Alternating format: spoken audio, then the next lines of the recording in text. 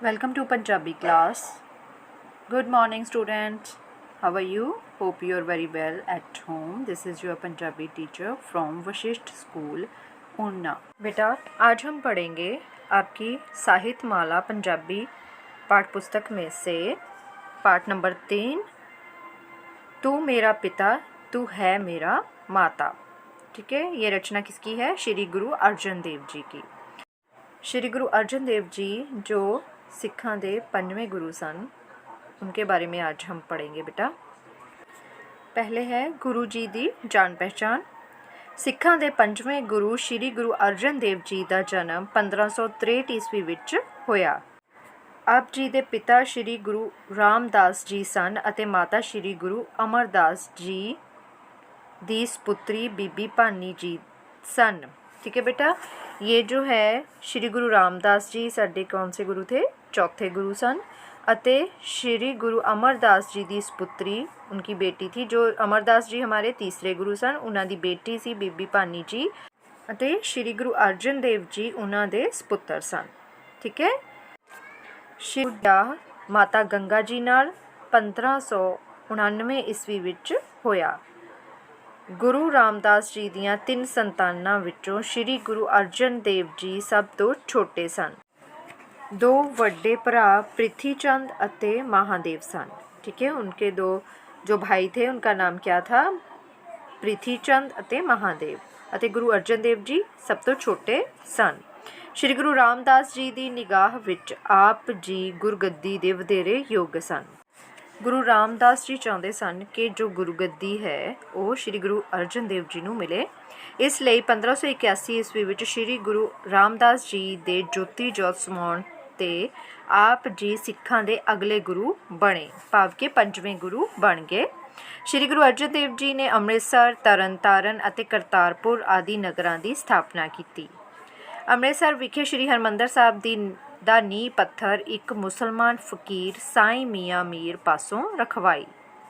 आपने आदि ग्रंथ की स्थापना की।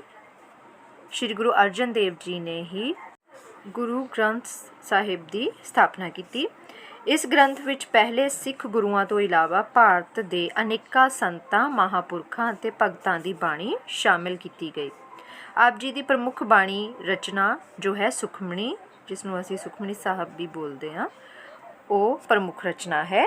श्री गुरु ग्रंथ साहिब विच आप जी की सब तो वध बाणी दर्ज है। ये गिनती 2218 है। श्री गुरु अर्जन देव जी ने अपनी कुर्बानी नाल इतिहास विच एक नवेकली स्थान ਜਾਂ ਥਾਂ बना ਲਈ।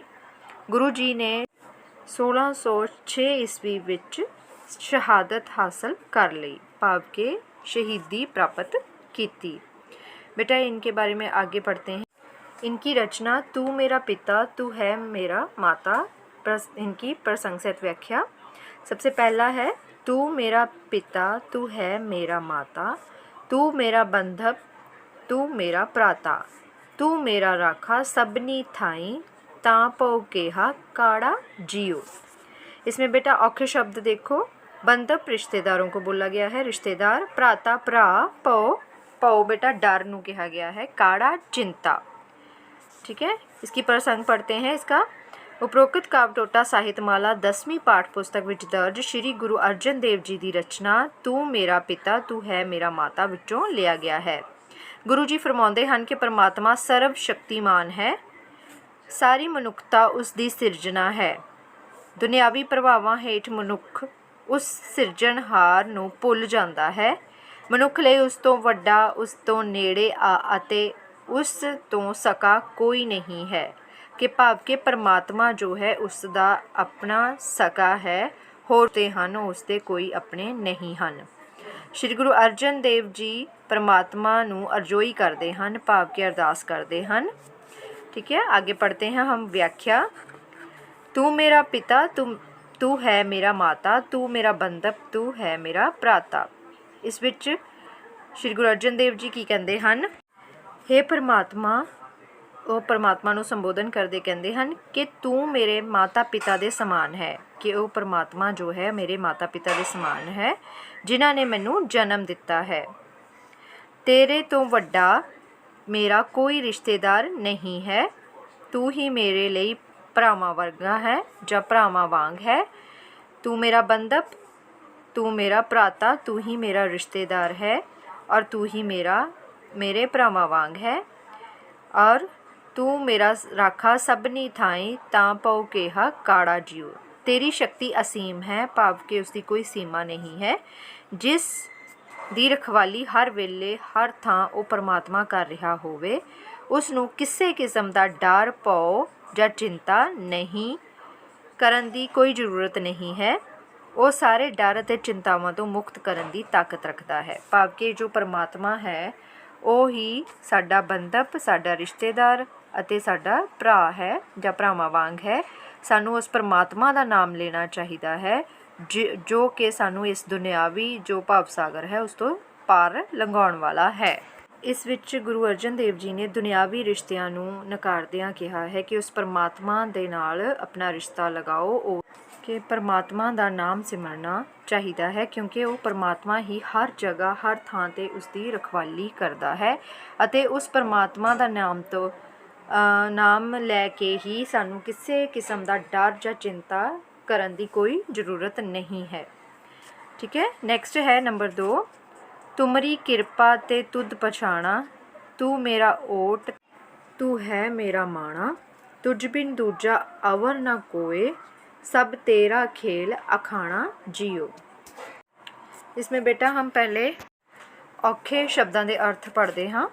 ओट आसरा, माणा माणयोग, अवर दूसरा, अखाड़ा खेडण दी थां जां संसार नूं अखाड़ा कहा गया है। इस विच प्रसंग उपरोक्त काव्य टोटा ਸਾਹਿਤ वाला 10वीं पाठ पुस्तक विच दर्ज श्री गुरु अर्जन देव जी की रचना तू मेरा पिता तू है मेरा माता विचों लिया गया है। इस संसार की सिरजना उस परमात्मा ने की है। मनुख लई उस तो वड्डा, उस तो नेड़े अते उस तो सका कोई नहीं है। इस विच बेटा मनुख लई सब तो बड़ा जां उसका सका संबंधी सिर्फ परमात्मा नूं ही दसिया गया है। श्री गुरु अर्जन देव जी इस सच ਨੂੰ ਹੋਰ ਵਿਸਤਾਰ ਦਿੰਦੇ ਹੋਏ ਲਿਖਦੇ ਹਨ ਕਿ ਵਿਆਖਿਆ ਕਰਦੇ ਹਾਂ बेटा। हे परमात्मा तेरी कृपा तो बिना तेरी पछाण नहीं हो सकती। इसमें बताया गया है तुमरी कृपा ते तुद पछाणा। अगर तेरी कृपा होवे ਤਾਂ ਅਸੀਂ ਉਸ परमात्मा ਨੂੰ ਜਾਂ ਤੈਨੂੰ ਪਛਾਣ ਸਕਦੇ ਹਾਂ। तू मेरा ओट तू है मेरा माणा, तू मेरी ओट, ओट बेटा आसरा कहा है। भाव के मैं इन्ना कमज़ोर हाँ कि मेरे लिए तेरे तो वड्डा होर कोई आसरा भी नहीं है। तू ही मेरे लिए माण करन वाली ताकत है। भाव मैं तेरे ऊपर ही माण कर सकता हाँ। नैक्सट है तुझ बिन दूजा अवर ना कोई, सब तेरा खेल अखाड़ा जियो। हे परमात्मा तेरे तो बिना इस संसार दे खेड अखाड़े ਜਾਂ खेड ਦੇ मैदान ਵਿੱਚ कोई होर नहीं है। ਅਤੇ ਆਸ਼ਚर्य ਇਹ ਹੈ ਕਿ ਇਸ ਸੰਸਾਰ ਦਾ ਖੇਡ ਵੀ ਤੇਰੀ ਹੀ ਸਿਰਜਣਾ ਹੈ। ਭਾਵ ਕਿ ਜੋ ਖੇਡ ਸੰਸਾਰ ਹੈ ਉਹ ਤੇਰੇ ਹੀ ਹੱਥ ਬਸ ਹੈ।